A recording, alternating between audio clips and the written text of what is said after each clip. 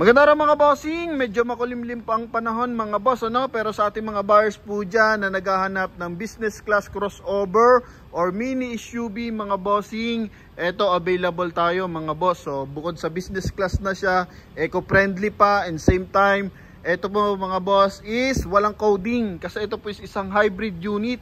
So sumasabay ito sa modern looks and sa modern technology mga boss. Isa po itong 2024 Toyota Corolla Cross Hybrid mga bossing. 1.8 liters na B-variant to. Kagandahan, naka Michelin tires R18.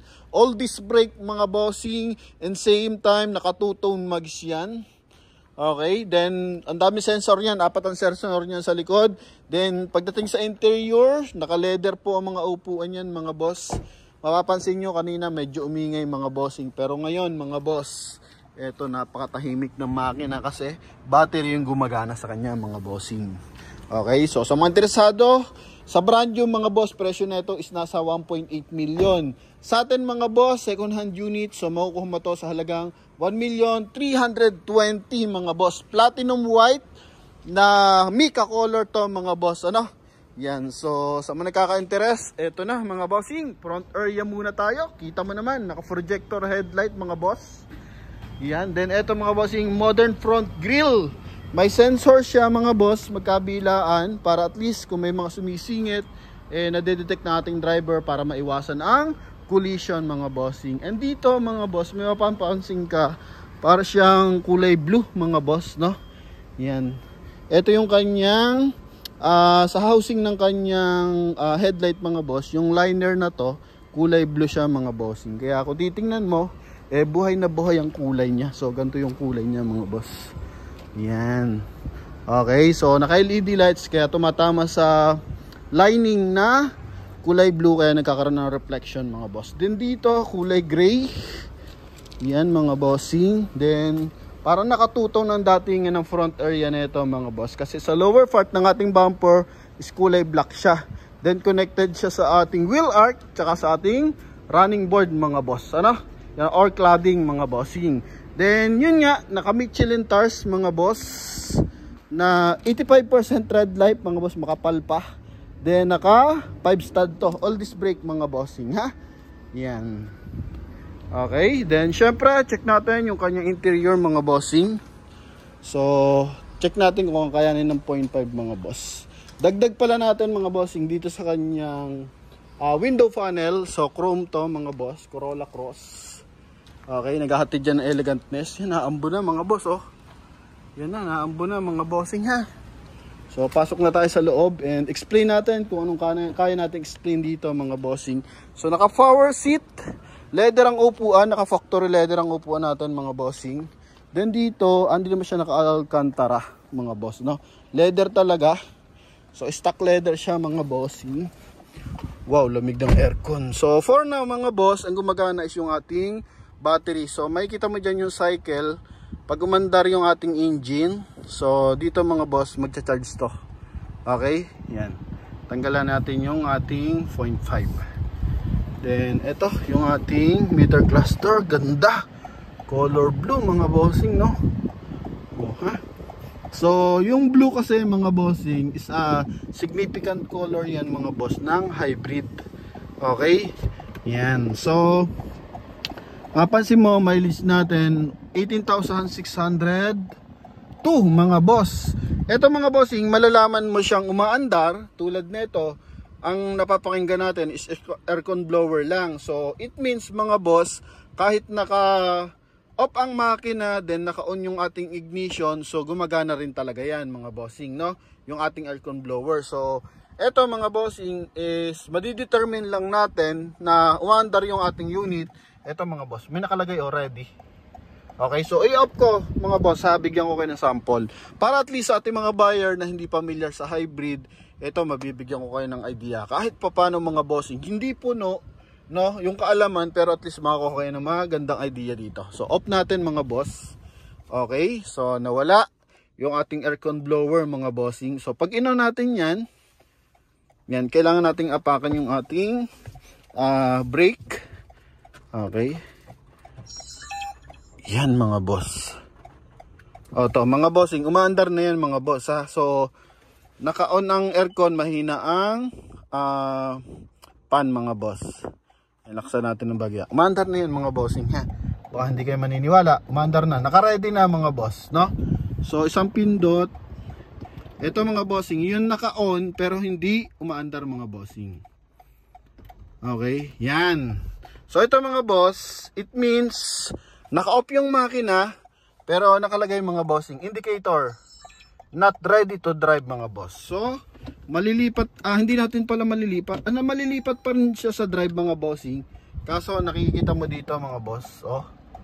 Yan, so hindi siya mapapaandar. Matatanggal yung indicator ng battery tapos ng check engine mga boss, no? So ito mangyayari diyan. Balik natin sa park. Okay, tapos meron naman siya indicator mga bossing. Pindutin natin, apak tayo sa brake, then pindutin natin to. Yan, umaandar na siya mga bossing. Di ba? Okay, so pakita ko mga boss ha. Umaandar kasi may charge yung baterya eh.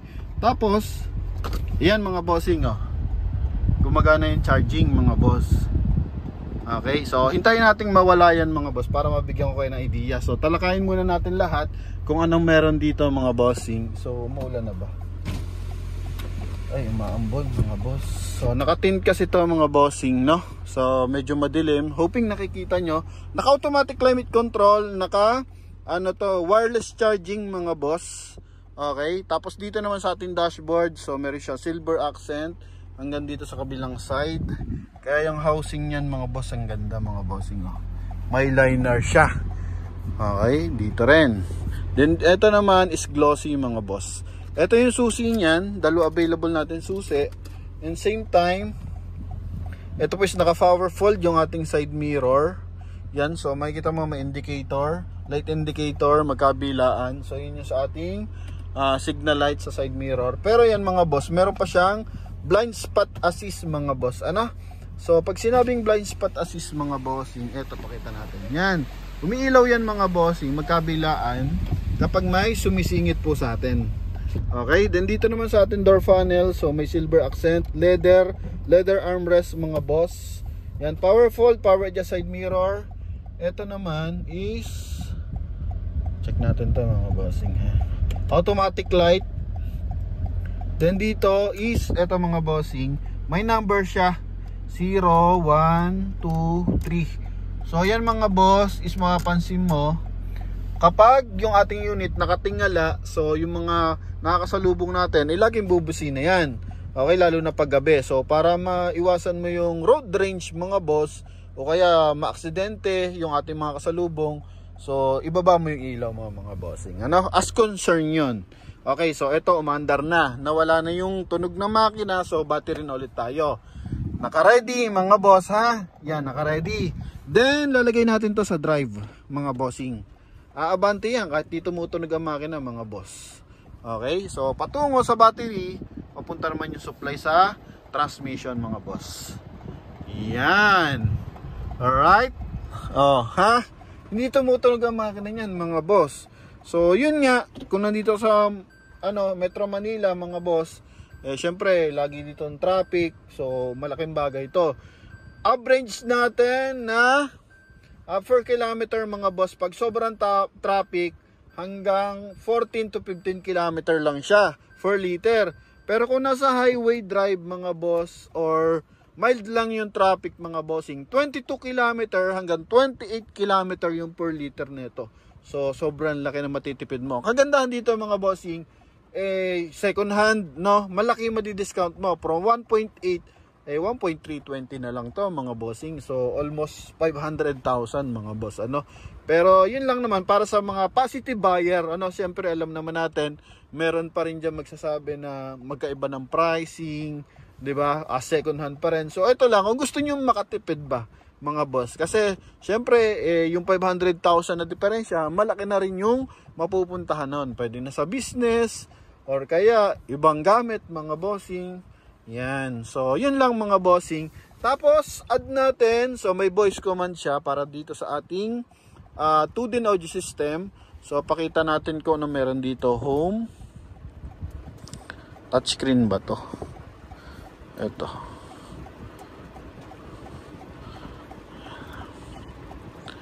Lagay na, naka-drive naman eh. So, may indicator siya dito ng charging. Not connected. Okay, so,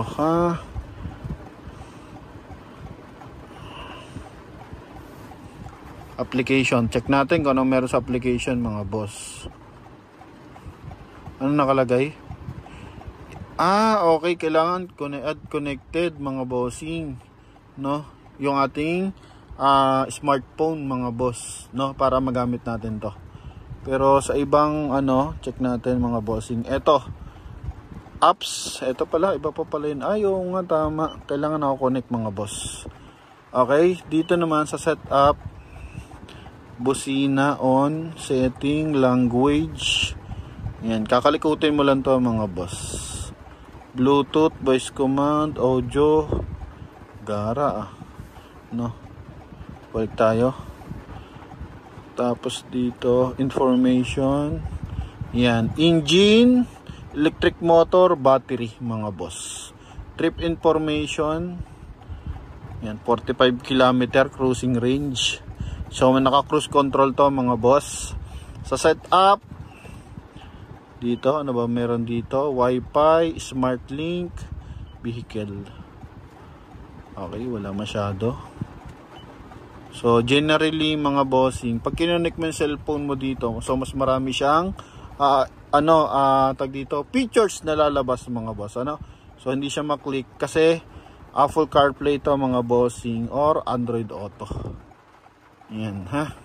So, yun lang. Tapos dito, mga bossing, meron siyang line departure. Ito, line departure assist, pedestrian crossing, mga boss. Tapos cruise control. Okay, dito mo na rin i-reset, mga boss. Then dito, hands-free connection to para sa ating 2DIN audio system, mga boss. Yan, dito yan, audio video.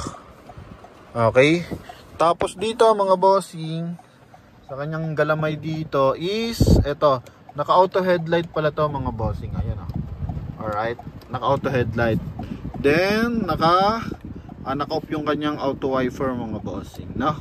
Yan, so pag naka-on yung ating auto wiper, so magwa-wipe na siya ng kusa, mga boss. Yan, naka-on na. So, anuhan na lang natin, mga bossing. Alright, dito. Look lang. Yan, naka-auto na yan, mga boss, no? Number 3.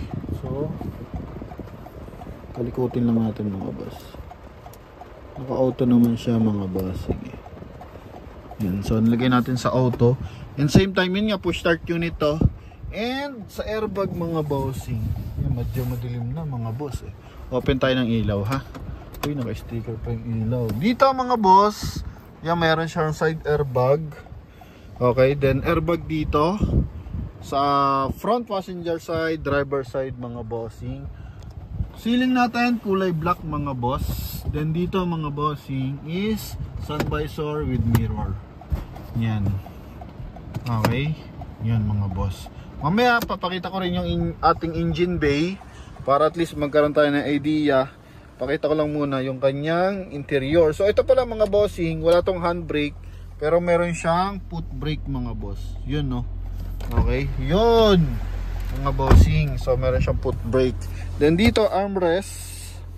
Galing, ano to, nakafix lang nga tong armrest niya, mga bossing. Wala mo siyang adjustan, So, kung i-slide, yun, i-slide, mga boss. Yun, then 12 volt socket, mga bossing. Then dito, bottled water holder and liner na kulay black, mga boss, no? Factory leather, mga boss, ha. Walang punit, mga bossing. Talaga maayos yung ating leather seat. Okay. Yan, mga boss.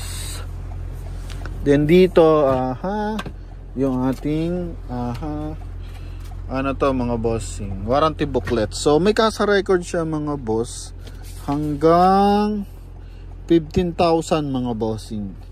Yan, 15,198. So ito naman, mga boss, is 18,000 pa lang, mga bossing. So pag nabili nyo to, pagdating ng 20,000 km, so dun pa lang kayo magpapa PMS. And ito, mga bossing, check natin. naka-on.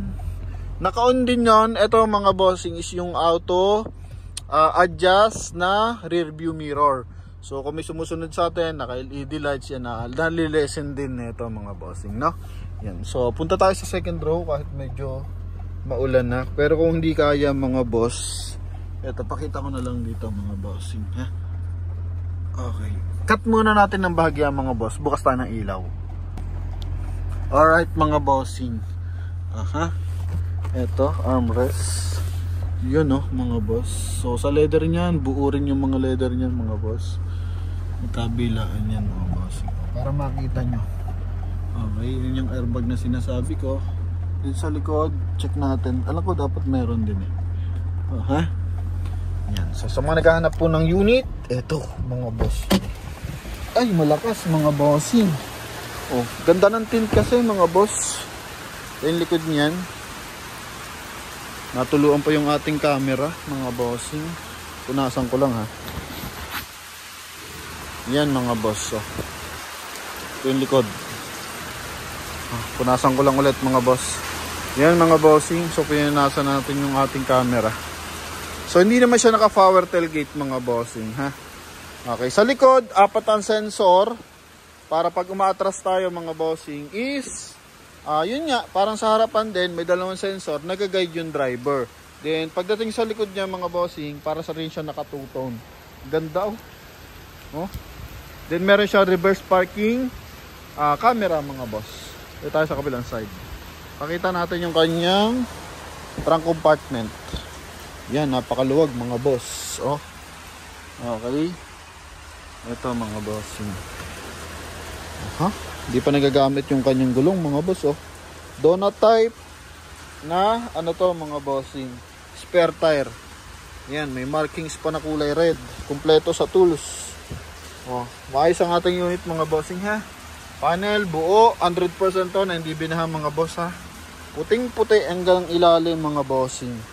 Okay, yan. Yan dito sa kabilang side mga boss. All disc brake yan mga bossing.